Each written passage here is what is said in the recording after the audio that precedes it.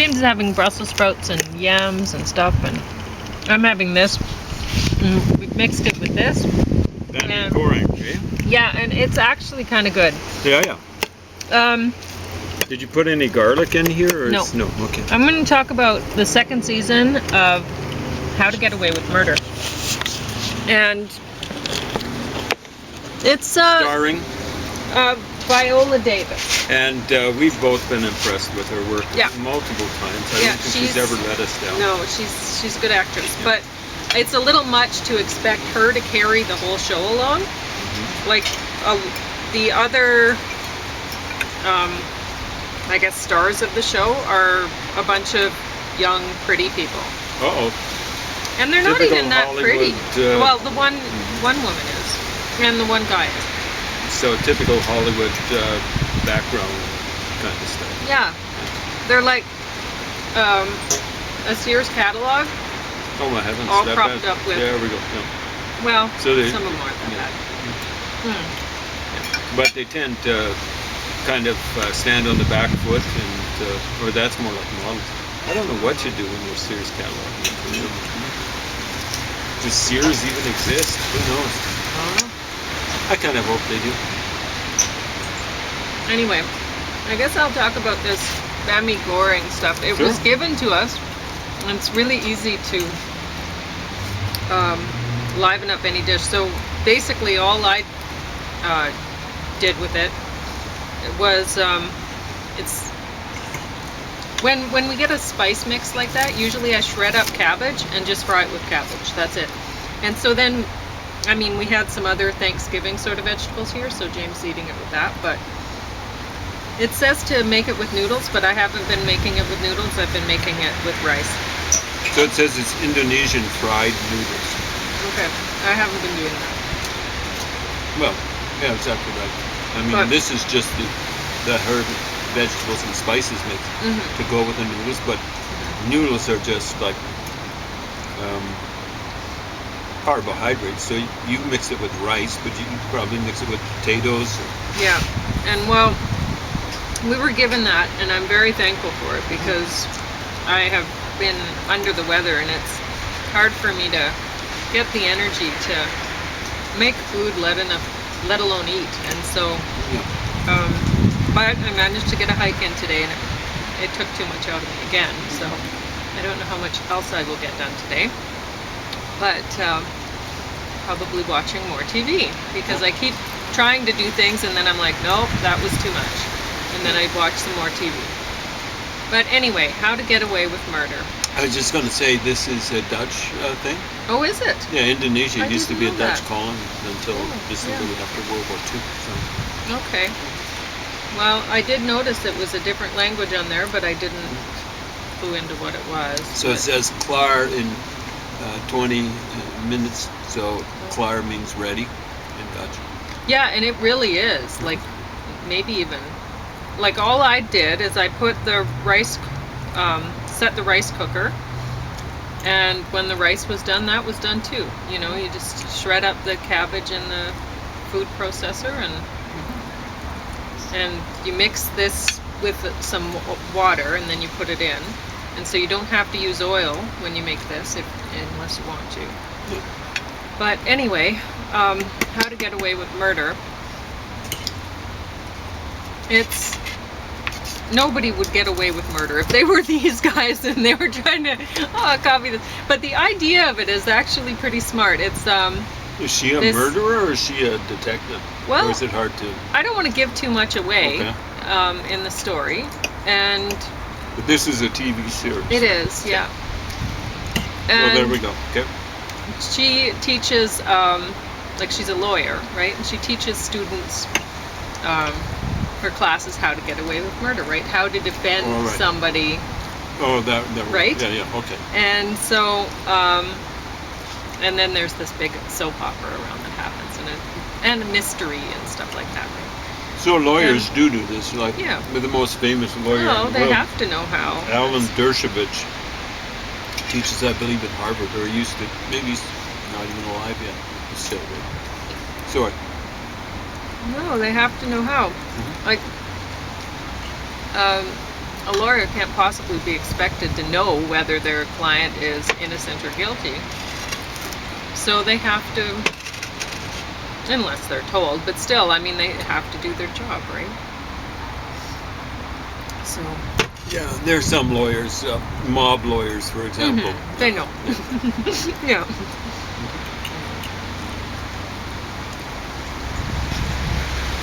But anyway, it's an interesting system. But it may not be perfect, but these people would not get away with murder. It's so, there's some silly stuff like the one boyfriend, he gets it looks like he's abducted because the fridge door, he leaves the fridge door open, there's spilt milk jug and the groceries aren't put away and stuff like that, and then it turns out like they were gonna call it in as an abduction or whatever, and then he shows up. He's like, oh, and nobody asks like, oh well, why didn't you shut your fridge door or whatever, Is he a teenager or what is he? Well, honestly, I think a lot of student? Yeah, I think a lot of them basically they act like teenagers, but I've been done anyway. That. No, I'm not going to point a finger. Yeah, I don't know. Anyway, it's entertaining enough if you're under the weather and you're having a hard time getting anything done. Why not put that on? I don't know. It's not that good. But Viola Davis is good. Well, there you go. Yeah. Usually if you've got, my theory about scenes is if you got someone like Viola Davis who can handle something, and you got someone who can't handle something very well, she'll make up for it. But the thing to avoid is putting two people on screen. And there's a lot of that because the young people, when they're on screen together, it's like, oh my gosh. But, so it's, unless Viola Davis is in the scene, then it's not going to be a great one. But yeah, exactly. She's good. So my prime example goes back to about 77, Star Wars. Anyone that's Star Wars, the later ones too. You always have Harrison Ford with Mark Hamill or whatever his name is, or Princess Leia. You put Princess Leia together with Mark Hamill, and it's just the a energy disaster. just gets sucked out of the screen. Yeah. But you were going to talk some more about Elvis. I can't remember what I forgot to say. Well, the camera clipped off or something. Well, you didn't talk about the woman who played the guitar. You didn't talk about... Oh, Sister Rosetta Tharpe. Yeah. Awesome. I guess she was in Memphis. I still, for the life of me, don't understand Cleveland. You used to have a great football team, Cleveland Browns. One of the greatest football coaches ever, Paul Brown.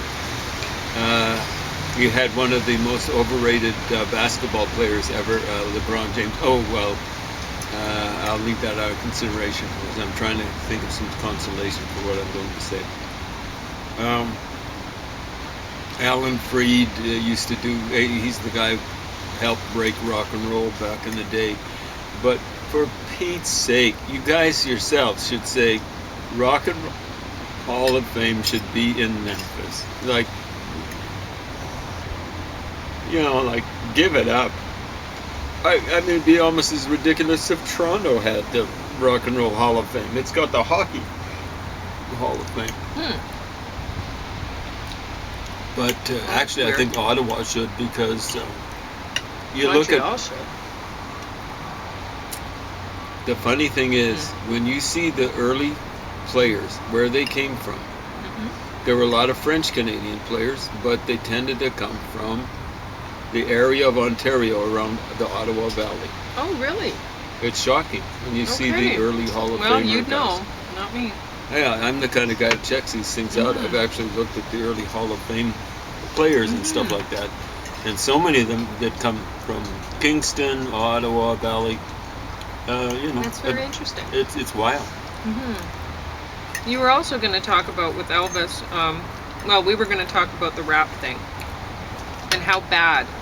What were you thinking, you folks that were I mean, you had a pretty good movie with that Yeah, Elvis they wanted movie, to try to whatever it's make it called. relevant, I think, Oh to the my youth God. of today that are listening to that Was sort it of at the thing. beginning too? I didn't quite catch the Oh, it beginning. was But fair amount rap, of it in there. what But it all you're showing. Sorry, go ahead. You go ahead. What they're showing is how, if you want to call it black music, how R&B has really went downhill. Wow. So whatever it had, it has lost. Wow, And- it's awful. Yeah. I mean, there's nothing that says the tradition is going to remain strong. The blues tradition is kind of morphed off, there's no real influence into hip hop. So one of the things about the blues is basically the lyrics, right? Great vocal performances generally. Now what that's been replaced with is even worse vocal performances. And it's the lyrics, like, I was born under a bad sign. I've been down ever since I could crawl. Born under a bad sign. It's written by a guy who actually could handle lyrics. He was actually a studio musician, if I'm not mistaken. He played bass. If it weren't for born under a bad sign, been down ever since I could crawl. If it weren't for bad luck, I'd have no luck at all. When you're writing poetry, you don't write like Walt Whitman and vomit stuff all over the place. You're trying to put as much meaning into as few words as possible. So when you get a bunch of idiots spewing doggerel, and they call it hip hop, I don't care what they call it. It ain't hip. It's just stupid. So yeah, there'd be some music going, and then all of a sudden you get some idiot drooling some stupid words over it or under it or whatever. Hip hop ain't cool. It ain't hip. It ain't hep. It ain't whatever. It's just garbage. Well, it's about as relevant as yodeling. It'll be less relevant because I think yodeling Well, takes some yodeling's talent. sort of musical. Yeah, you're right. So it's less. But with the yodel, I mean, they're not really saying anything. And with rap, they're not really saying anything. It should be about the content, the lyric. Well, I mean, but is it it's about the not, melody? right? It's It ain't certainly about the not. melody. Yeah. There ain't no melody there. Is it about the beat? It's always the same beat. Hump, a thump, or whatever. Give me some variety. We were talking about Chuck Berry the other day. Too much monkey business in the wee hours. I sit alone and think of you. You'll do whatever.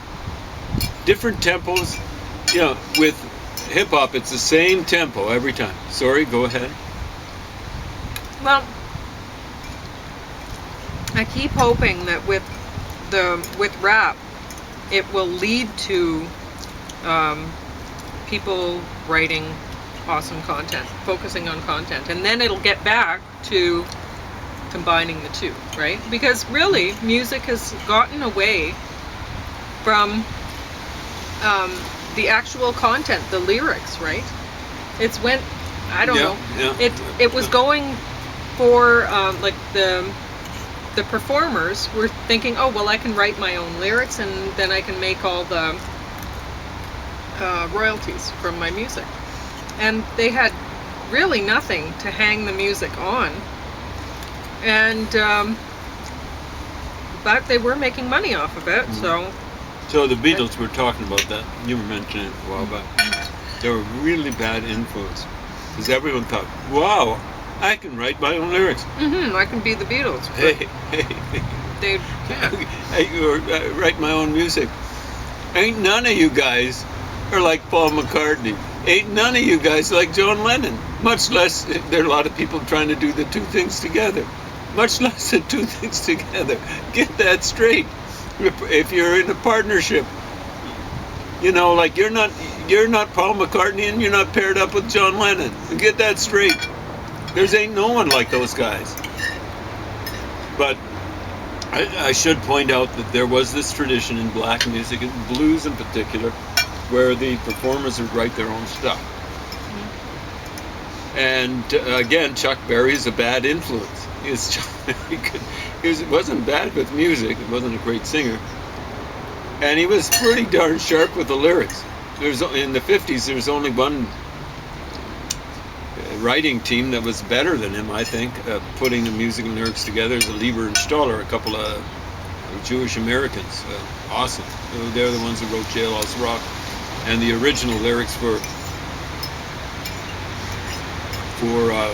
Hound Dog, not Elvis's lyrics, and I think they're the ones who wrote Charlie Brown. They wrote not quite as good a song, Stand By Me, for Benny King. They could write any number of things, but they were probably better with the rock and roll, rhythm and blues kind of stuff.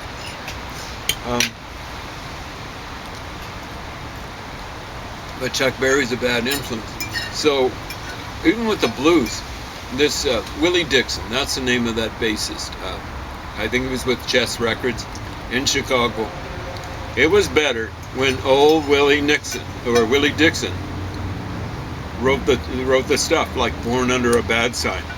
You know, they played on the Elvis Presley thing, That's All Right Mama. And when I first heard that, is that all there is? I felt like Peggy Lee back in the day, which is when that dead. You ever seen Peggy Lee doing Is That All There Is? Yeah, this deadpan. Is that all there is? Then let's start dancing and have a ball or something like that. She just have this deadpan. Is that all there is? Now, my mama, she did tell me, Papa did tell me too. We don't talk that way. I don't think black folks talk that way either. But yeah, it is a good rhyme. Son, that woman you're fooling with ain't no good for you. Sorry. That's okay. The rest of the song is pretty flat, What can I say? So I suspect it was written by Arthur Big Boy Crudup, and that's, I think, the guy who was featured so often in the movie doing That's All Right. Presley's, they were using that as, it's Awesome Presley. It ain't Awesome Presley. It ain't a good song. It really ain't that good. Like Little Richard, Tutti Frutti All Rudy. The only thing I really like about the lyrics is a wop bop a bop a wop bam boom. The thing is, like the Rolling Stones once did a song called "It's the Singer, Not the Song." It's not a great song. On that one, well, Mick Jagger ain't much of a singer. It ain't much of a, like no one's heard of it. That's because you're depending on the singer. And there were people in the 60s saying that about the Rolling Stones and Bob Dylan. It's a singer, not the song. I'm sorry. It really is the song and not the singer, with very few exceptions. With Little Richard, it is the singer, not the song, in almost every case. But there's been only one Little Richard in this world. Prince notwithstanding, and a few other folks notwithstanding. So Jackie Wilson's another guy. It's a singer and actually the performer too, not the song. But there are very few people that you can say that about. There's even someone like Marvin Gaye. Maybe to a certain extent, I heard it through the grapevine. You hear other people doing it. Gladys Knight and the Pips. It just doesn't quite jump off the vinyl. Even Creedence didn't really do a great job. Marvin Gaye, that thing jumps off the vinyl. So to a certain extent, maybe it is, but I'd prefer to have a singer and a song. Yeah, exactly. A singer and a song, and a lot of Elvis stuff, the early stuff, it's horrible stuff. Mm-hmm. Well, did you have anything else to say about Elvis? I was just going to mention. Did I review this one? Yeah, I think I reviewed it. Anyway. Priscilla's sort of stuff. I was going to mention here we got a picture of Elvis. Yeah, and well, Priscilla. one thing that you said in the movie. I think that's when they got married in '67. Well, they have the actor for Elvis looking almost younger than Priscilla, and yeah. So I was saying before I saw Priscilla, I said, "Geez, he looks 14 years old," and then when I saw Priscilla, I said, she looks 25 years old. And then I'm going, wow, it's amazing. Because when they met, she was 14 and Elvis, I believe, was 25. So they kind of reversed it. Now she did look, yeah, she did look older for her years. That's someone in 8th grade. Oh my gosh. So how old would that be? 14 years old. That's how old? 13 or 14. So when she had shorter hair, she looked a little bit younger, but for heaven's sake, how old is she? She's 13 years old there. So I'll just show that picture here. That's Priscilla Presley when she was 14, or anyway, as Pauline says, maybe even 13. So they really didn't, yeah, here she is, I think she's 14 or 15 at the most, saying goodbye to Elvis. Well, she kind of looks like a housewife there. I think they told her, see, she looks younger without the scarf on her, kerchief on her head, and things like that. So, yeah, she did look mature for her years, there's no doubt about it, generally. But they didn't really show much of what she was like. It was just like a backdrop or something like that. She really liked rough guys. Like there was one guy, she met Elvis, they kind of got together, and in a pretty significant way when she was 14, maybe into 15, and then he went back to the United States, and then a couple of years later, he brings her over to the U.S., maybe when she's 17 or 16. But in between, she latched onto a kind of like a motorcycle hood or something like that. How much of a hood was he? Well, he gets back to the United States, and he ends up dying in a fight. Yeah. That's the kind of guy she really liked. So she liked the image of Elvis, the rough stuff and stuff like that. But Elvis was a wimp. Did he seem rough? His early stuff, of course. Really? Like they weren't. I think they were showing you actual headlines of what they were saying about Elvis.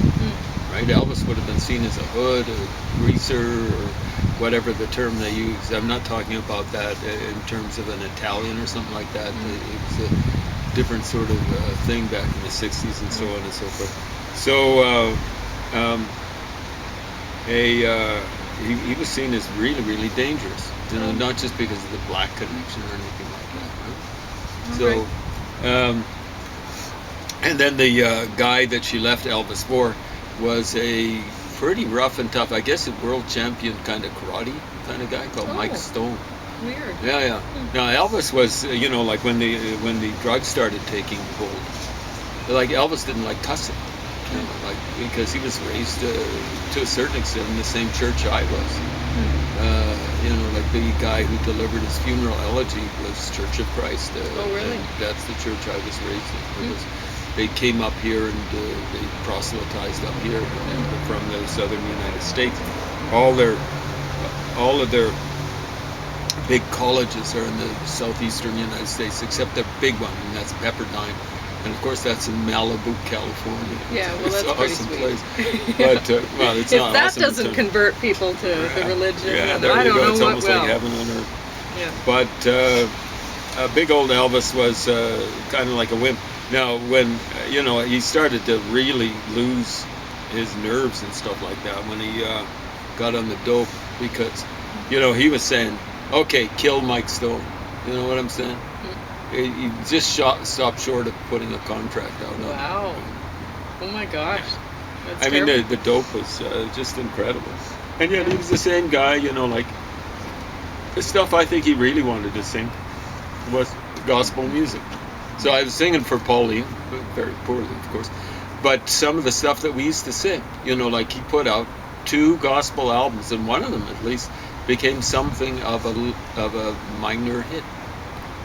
An LP hit, and like Just As I Am, like they overrated the black influence on that. The one gospel album that I can think of, the big hits one. Towards the end of it, there's some black gospel stuff, but the stuff that was dearer to his heart is the stuff that's on at the beginning, and it's just straight Church of Christ stuff. or fundamentalist kind of stuff. Hymns just as I am, as I walk in the garden alone, and the dew is still on the roses, and he walks with me, and he talks with me, and tells me I am his own. On and on. You know what I'm saying? So, yeah, I gave up that religion when I was 17. Well, I was never into it. As soon as I became conscious of aware, what's going on here? Like I was raised to memorize passages in the Bible, passage after passage. There are 150 Psalms, and the Psalms is a long book. The Psalms themselves are short. But I memorized 75 of them when I was in grade 4. 75 of them. Memorized half of the Proverbs. Proverbs isn't a big, long, thumping book, but that's a lot of memorization for a kid. And eventually, when you start, we actually had this big Hurlborough book. This is in Africa on the mission, where I was born. Well, I was born when my parents were living on that mission. And yeah, you were actually born in a hospital, though. Yeah, exactly right, in Livingston, away from yeah. Yeah, it was. My mom told me. She's long gone now. My dad just went this summer. But she was in the hospital and she almost had another twin. Even though when the doctor came in, he was Boer, right? Dutch, Afrikaner.